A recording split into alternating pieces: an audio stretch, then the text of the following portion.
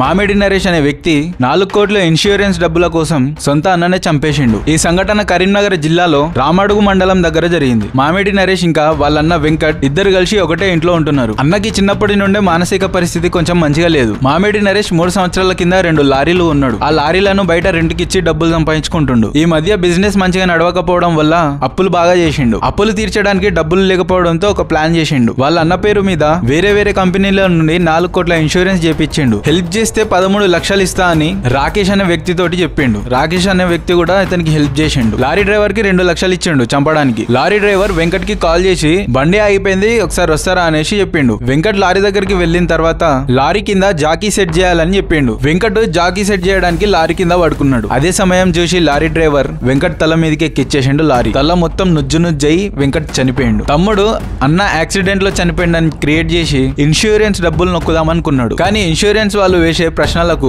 మామిడి నరేష్ సరిగ్గా సమాధానం చెప్పకపోవడంతో ఇన్సూరెన్స్ కంపెనీ వాళ్ళు పోలీస్ వాళ్ళకి ఇన్ఫార్మ్ చేశారు. పోలీస్ వాళ్ళు వచ్చి ఇన్వెస్టిగేషన్ చేస్తే ఈ దారుణమైన విషయం మొత్తం బయటపడ్డది. పోలీస్ వాళ్ళు నరేష్, రాకేష్ ఇంకా ప్రదీప్ ని ముగ్గురిని తీసుకుపోయి లోపలేసిల్లు. మనుషులు డబ్బుల కోసం ఎంత దారుణానికైనా దిగజారుతారని ఈ సంఘటన ద్వారా మనకు అర్థమైతుంది. Follow for more videos.